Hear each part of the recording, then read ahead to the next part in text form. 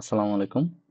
আমরা প্রিভিয়াস ভিডিওটাতে হচ্ছে এক্সাম্পল 1 দেখছিলাম একটা ডিএফএ। এখন আমরা আজকে এক্সাম্পল 2 দেখব। তো আমাদের একটা ডিএফএ সাপোজ দেওয়া আছে।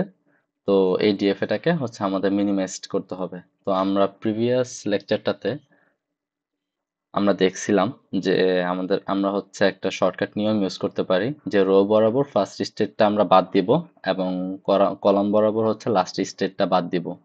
তো হচ্ছে আমরা মিনিমাইজডের জন্য একটা ডিএফ এর ছক অঙ্কন করলাম। তো রো বরাবর অর্থাৎ বাম ডান, তো রো বরাবর হচ্ছে ফার্স্ট স্টেট বাদ অর্থাৎ হচ্ছে Q1 Q2, আর কলাম বরাবর অর্থাৎ হচ্ছে উপর নিচ, তো কলাম বরাবর হচ্ছে লাস্ট স্টেট বাদ, তো লাস্ট স্টেট বাদ দিলে হচ্ছে Q0 Q1।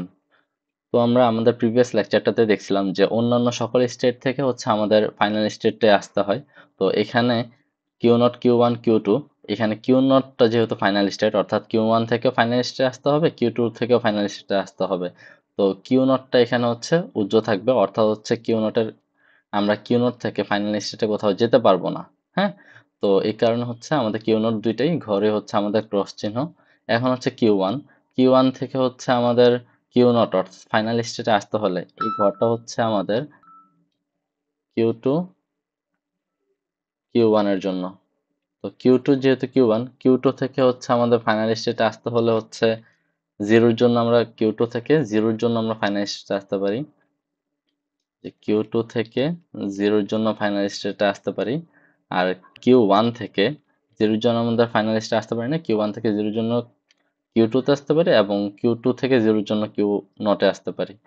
তো Q1 এর জন্য সেটা হচ্ছে আমার 0 0 হয়ে যায়। তো আমাদের যেহেতু একটা ইনপুট সিম্বলও মিলে না, যে Q0 আর Q2 এর ইনপুট সিম্বলগুলো মিলতেছে না, তাই এই ঘরটাও হচ্ছে ক্রস হবে। তার মানে হচ্ছে আমাদের এই ছকের তিনটা ঘরে ক্রস মানে হচ্ছে যে ডিএফএটা দেওয়া আছে এই ডিএফএটাই হচ্ছে আমাদের মিনিমাইজড ডিএফএ দেওয়া আছে। এর চাইতে মিনিমাইজ করা আর পসিবল হবে না। আশা করি আপনারা বুঝতে পারছেন। Thank you.